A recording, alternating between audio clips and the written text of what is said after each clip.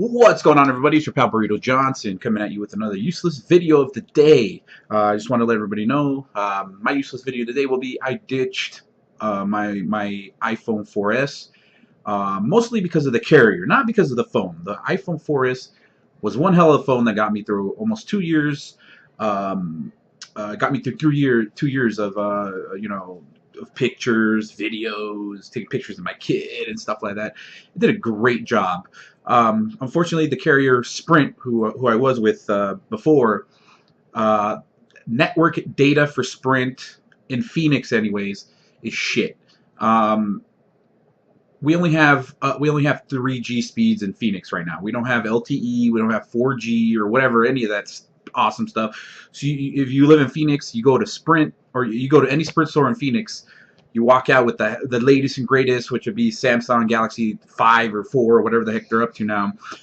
You're only going to be getting 3G and slow 3G speed at that. Knowing that I wanted to get out there, I was originally going to wait for the 5S or 6, or whatever the hell they're going to call it, 5S most likely. I shopped around. So I was shopping around. I knew, unfortunately, I'm not an Android guy, so I didn't really, I wasn't looking that way. I knew I wanted an iPhone, so I shopped around. I went to Verizon first because I hear, oh, Verizon's amazing, it's great, I love Verizon. But it was expensive. It was freaking expensive. But the upside of that is that they have, from what I understand, they have the most coverage everywhere. I have a friend who said he was hiking somewhere in the middle of nowhere and he was getting LTE speeds, which is the fastest you could get, I believe. I could be wrong. I believe obviously it goes 3G, 4G, and then LTE I think is the fastest. So I went to AT&T. Again, it was expensive. They didn't have unlimited data. I used a shitload of data. Verizon didn't. They had, you could pay for a lot of data, but it's that, for one line, I think for like 6 gigs of data, you're pushing 150 ish around there. T-Mobile kind of. I was thinking about it because the only reason I didn't really go I had T-Mobile a long time ago and they were okay, whatever. The only reason I didn't go with them was because they were pretty much the only carrier that didn't have an iPhone. They just barely got the iPhone, all their iPhones this year, 4 or 5 months ago or whatever. So I'm like, I'm gonna try T-Mobile, and they had all these deals going on. You bring in your old iPhone, you pretty much trade it in for a 5. You walk out the door with a 5. So I went to T-Mobile. They had the best deal, pretty much unlimited everything, unlimited talk, text, data for one standard price. I think it was like $80 or something for everything. No throttle. They don't throttle you. You pretty much, how, like, I know with Verizon and AT&T, let's say you get a 2 gig plan, you go over those 2 gigs, they freaking charge you more. They charge you per megabyte or whatever the heck, and if you're not careful, you're gonna get a big fucking bill your next month or whatever. T-Mobile, they do have plans. They do have a 2 gig.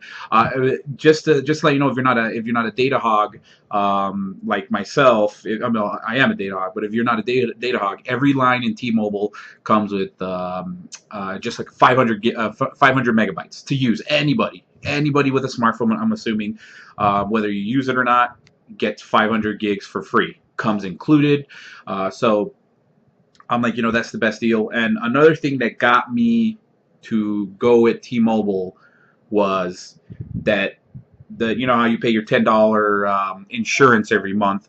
That insurance actually comes with this feature called Jump. I'm sure you've seen Bill Hader on these commercials that you've been seeing lately. Pretty much it's making fun of his character, that he doesn't have the latest and greatest because he has to wait to 2 years, so it could be a shitty phone or whatever. In this case, the Jump that is included with the insurance is what you call it? Every 6 months, you could up to the next latest and greatest, or any new smartphone or whatever. So if I went in with my 5, I could, in 6 months, I have to wait 6 months from the day you got the phone. You have to wait 6 months. You go in, your phone has to be working. Your phone has to be working, not damaged, and they will take that phone and give you let's say the 5S or 6 or whatever. Now, if the phone is damaged, you will have to pay a deposit for that, plus whatever fees that it is to get the phone, the newer phone you're going to get. So that's the cool thing that I like. That's really, 6 months. It's not too. I could wait to 6 months. Let's say, okay, 6 months from down the line, I could, I could just trade it in for a 5S or whatever. Whatever. How's the service been for T-Mobile on an iPhone? With now, it's I've had 3G for a while. With Sprint, I was getting zero point 0.3 kilobytes down and the same up. It was enough for me to do what I needed to do, where send a tweet, upload some pictures. But if I wanted to stream video or do some vining, take some Vine or whatever the heck the crazy kids are doing now, or upload a video for Instagram, that was damn near impossible. It's possible, but it take a damn long time. You're gonna be sitting there, and it's gonna take, I think 20 minutes was on average was to upload a video, like a little 6-second clip on Vine and then a 15-second clip on Instagram.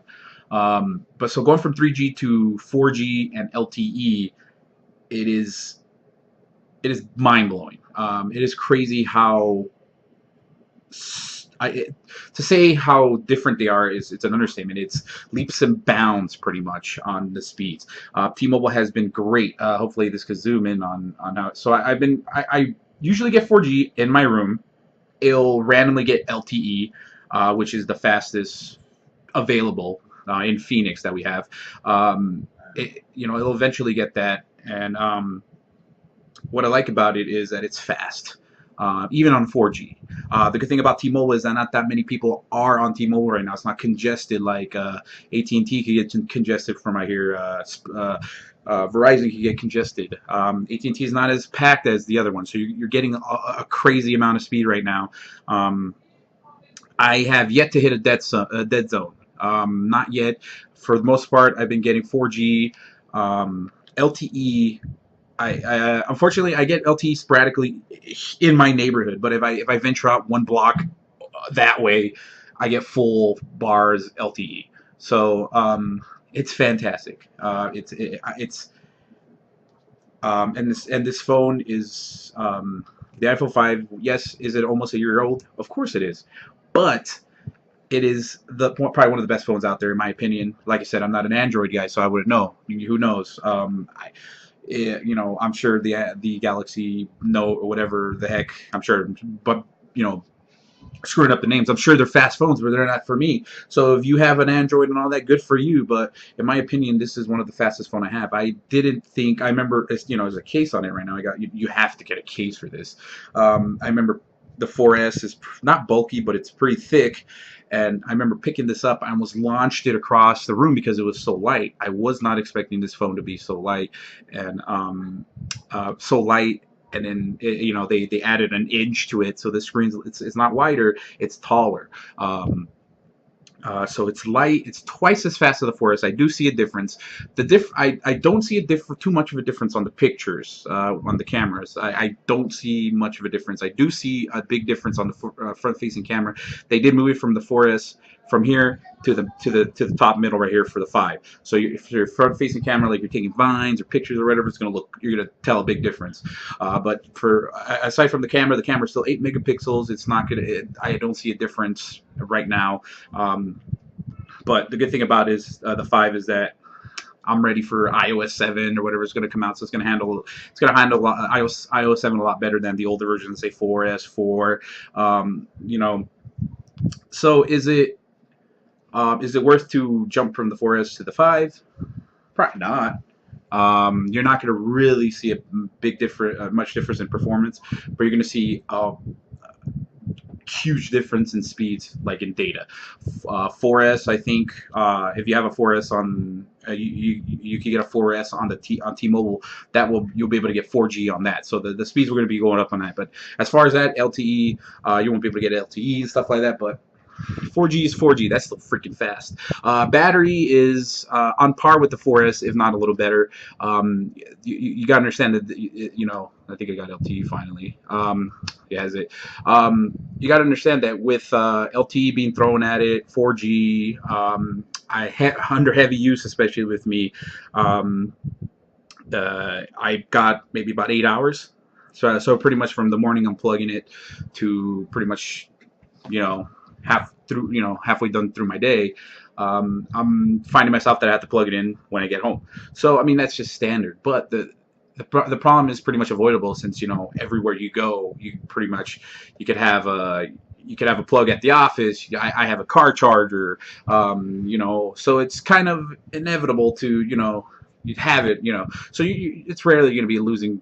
You're going to be dying out there unless you get, it is recommended. I know they say is to get those juice packs or whatever, those things where you just snap in and it acts like a case. You hit a button and it charges your phone. That's something that's I'm most likely to look into. But I did get a I forgot what it is.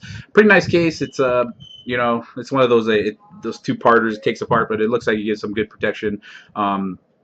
But overall, I've had this for about 5 days. Overall, pretty happy. Have not been disappointed with the with the speeds.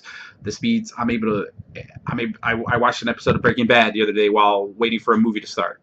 Never could be able to do that. Even if Sprint does have unlimited, it's unlimited 3G, which is shit. It's going to be like, and by the time all that happens, is draining your battery. So with this, I'm happy that I'm able to watch, at least stream music with no problem. Spotify, no problem. I had no hiccups on that yet. Netflix, YouTube which is a godsend. No problems at all. Buffers up in a few seconds. You're watching your video and so not a ginormous difference between the 4S and the 5 for this, but it's if you're it's worth it. It's worth getting, especially I'm assuming maybe if you're going from a 4 to a 5. So in about 6 months with T-Mobile's jump, I'll be able to get the next iPhone. So I mean it's no big deal. So yeah, so that's gonna do it. I believe definitely check out T-Mobile. I know there's a lot of reviews out there. I know there's a bazillion reviews for iPhone 5s. I don't see too many for T-Mobile. So far in Phoenix, T-Mobile has been pretty good. I have not ran into any dead zones yet. The 4G is great. LTE comes in and out, but when the LTE is there, I'm getting speeds faster than my internet, which is ridiculous. So I'm doing the speed test and stuff like that. Yeah, it's gonna do it. So this has been my useless video on the iPhone 5.